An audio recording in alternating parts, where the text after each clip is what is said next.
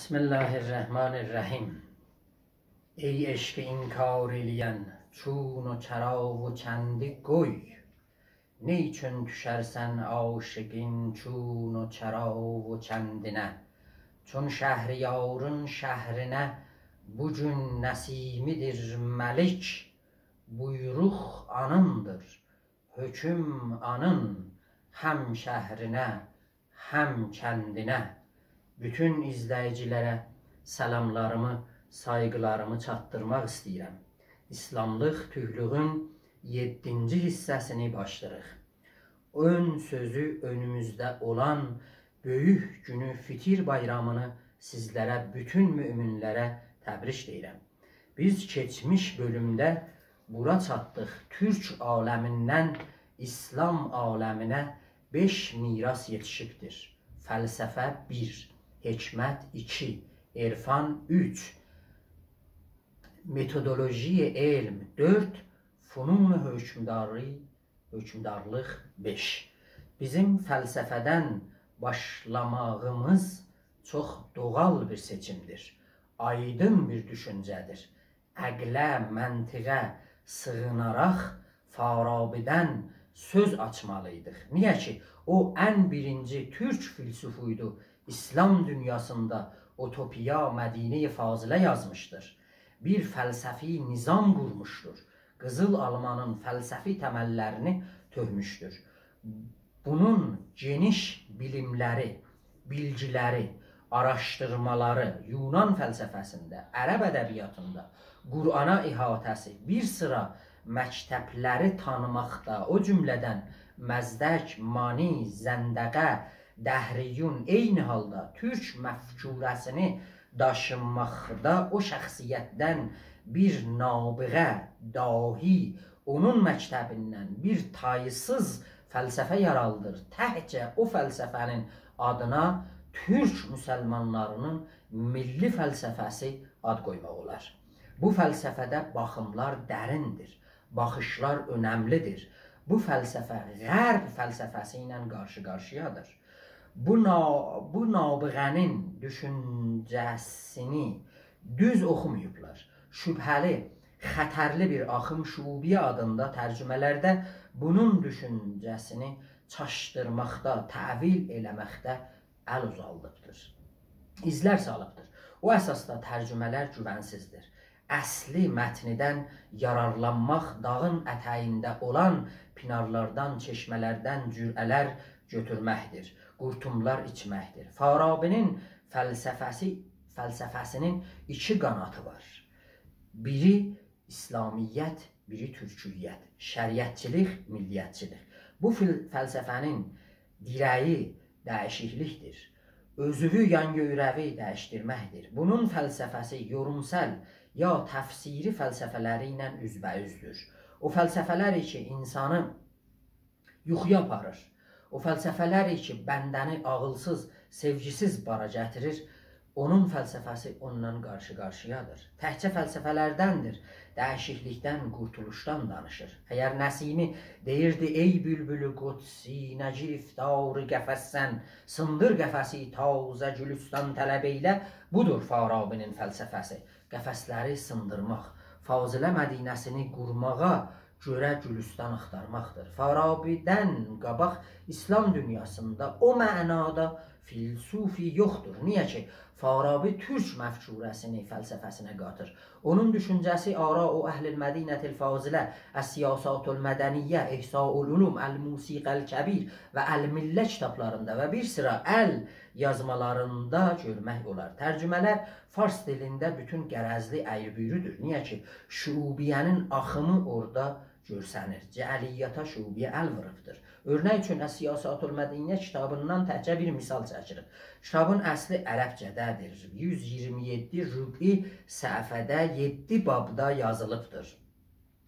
Mövcudların məratibi, mövcudların təfazülü, əl-aləm, mədəni toplumlar, əl-əxlaq, Fazilə Mədinəsi, Fazilə Mədinəsinin düşmənləri. Döktür Səccadi Pəsamodern şubiyyənin bir qolu olaraq bu kitabı inqilabın əvvəlində Farsıya çöndərir. Onun tərcüməsi o qədər inhiraflı, artırılmalı şeylər onda var ki, Farabinin ruhu ondan xəbərsizdir. Kitab 218 səhifəyə çatır. Qəti də ruqidən vəziriyə çönür. O kitaba çoxlu nəqdlər eləmək olar. Hər halda Farabinin fəlsəfəsi səadətə çatmaq üçün dəyişiklərə bir çağırışdır. Onun baxışığı həmən türklərin Tanrıya baxışığıdır. Heç bir dərin fərq türklərin Tanrısı ilə İslamın Allahında yoxdur. Türklər monoteistdilər. Yəni bir Tanrıya, əhəd-i vahid olan Tanrıya tapınırdılar, ona inanırdılar. Yada okulu, ya məktəbi, həman daşdan, dağdan yağış istəməkdir. Sonralarda dini düşüncədə istisqa adlanan türklərdən İslama başqa mətləblərə sızıbdır. Şamanizm məktəbinin ürəyində təbiətə olan sevgi, sevinç bir Tanrıya bağlıdır ki, adamlarla danışır. Təhcə rüya aləmində ona bağlanmaq, düyünmək bəsdir. Belə düşüncə illər öncə türklərin arasında yayılan bir düşüncədir. Türklərin Tanrısı uzaylarda, evrimlərdə, göylərdə sahibdir. Belə bir Tanrı malik sifətini daşıyaraq gözəl Allahdır. Farabinin ilahiyyatında da ən çox sifət Allaha malik, cəmil, əhəd-i vahid, əzəli, əbədi sifətlərdir. Farabi Siyasat-ül Mədinə kitabında deyir, yaradılmışların mərtəbələri vardır. Ən yuxarı mükəmməl mərtəbə Allahdan ötürüdür. Başqa yaradılmışlar feyz coşqunluğu əsasında ondan sadir olub, ayrı mərtəbələrdə yer alıblar. Yəni kimsənin bu aləmdə rütbəsi vardır. Rəisin ən böyük vəzifəsi budur ki, hər kimi öz rütbəsində otuda. Hər kim özgə rütbəni qəsb eləsə, orada döyüş başlayır. Burada bunun fəlsəfəsi inqilabı çevrimə çönür. O əsasda bu fəlsəfə əxlaqa yol açır. İnsanın bütün çalışması səadətə əl tapmaqdır. Toplum sahəsində toplumun təməlləri, dirəkləri bir-biri ilə əl-ələ vermək, bir-birinin əlindən tutmaqdır, yardım eləməkdir. Belə əməkdaşlıq adamların içində axmalıdır. Niyə? Səadətə çatmaq üçün. Axı səadət sonsuz bərəkət, qutulmayan nemətdir. Kim toplumu səadətə çatdıra bilər? Farabi deyir, toplumu səadətə çatdırmaq müəllimlərdən asılıdır. Necə hər kimi rütbəsində otutmaq rəisin vəzifəsidir, səadətə çatdırmaq müəllimin vəzifəsidir. Ələmul müəllimin də bu toplumda rəisdir. Yenə də reisdir. Reisin ən önəmli şərtlərdən birisi milləti irəli sürmək, layiqli mərtəbəsində otutmaqdır. Fazilə Mədinəsinin mərtəbələri aləmdə olan yaradılmışların mərtəbələri ilə eynidir. Adamlar bilməlidirlər, fərqli mərtəbələri olmalıdır. İstedadlar fərqlidir. Belə bir fərqə biz üstün verməliyik. Onu üstün verməsək, təsahüla, təsamuha, dilin və dilin üzgürlüyünə yol tapanmalıq. Farabinin milli fəlsəfəsində adamlar homogenizasyonlaşmırlar. Yəni, hamı bir ölçüdə, bir çəkidə, bir qəddə görünmür. Axı, belə olsa, yaradıcılıq, xəllaqiyyət, dahlıq, nübüvvət, bədaət, istedad aradan gedər. Belə fəlsəfə dinlərin, dillərin, ənənələrin, kültürlərin üzgürlüyünə yol açır. Farabinin bir kitabı var Əl-Millə adında. 141 səhifədir ərəbcədə. O kitabın önündə Əl-Millə ilə fəlsəfənin ilgilərindən danışır. Rəisül-Millə kimdir? Onun yerində oturanlar kim ola bilər? O kitabda özəlliklə Mədini Fazilə ilə Əs-Siyasatul Mədəniyənin və Əl-Millənin ortalığında olan ilgiləri açıqlayır. Belə deyir, bunların hamısı ara-u əfali verir. Onun içində çıxan millət qavramıdır. Millətin yaranması dildən başlayır. Burada ağır, dərin fərq qoyur şəriətlə millət arasında. Şəriəti millət qavramının bir parçası, bir bacası görür. Farabi millət qavramını yaratmaqda dilə önəmli müəllifələrdən birisi baxır. Dili millət qavramını yaratmaqda güclü qabiliyyətə malik olan görür. Şəriət millət düşüncəsinin içində yaranır. Farabinin fəlsəfəsi Farabinin fəlsəfəsində millət dildən, şəriət dindən yaranır. Bu fəlsəfədə hər ikisinə də yer vardır. Bu fəlsəfədə yol hünərə, incəsənətə, xüsusən musiqiyə açıqdır. Musiqinin notlarını tanımaqda bir kitab yazır. Əl-Musiqəl Kəbir. Deyirlər, musiqinin ləhnlərin, səslərini tanımaqda ən böyük ustadmış. Seyfuddovlənin məclisində Şam bölgəsində girib 2 ağacla bir səs çıxaldır, millət ona ağlayır. Sonra ağaçların yerini dəyişib bir səs çıxaldır ki, xalq ona gülür. Bu sazın adı sonralıqda qanun adında tanınır və Farabinin adına səslənir. Bu düşüncə sonralıqda müsəlman ariflərin arasında, xanqahlarında sızır. Oradakı Mevlana deyirdi, mutribi eşq, incənət vəqti səmav, bəndigi, bənd-i xudavəndi soda, çalır eşqin çalcısı bu bəzmidə, bağlılıqdır bəndəlik, başlıq, hədə, səma-u musiqi ortalığa gələndə bəndəlik, bağıntılıq, tanrılıq da bir başağırlıqdır. Mevlana bir türk arif olaraq bütün məktəbini neyin həzin-həzin səsi ilə başlayır. Deyiblər, Şeyx Səfi Təbrizdə Rəşidi danışqahında öyrətmən kimi öyrəncilərə bilim, bilgi öyrədərmiş. Bir özəl günləri Təbrizin məhəllələrində rəqs və səma üçün təyin edərmiş.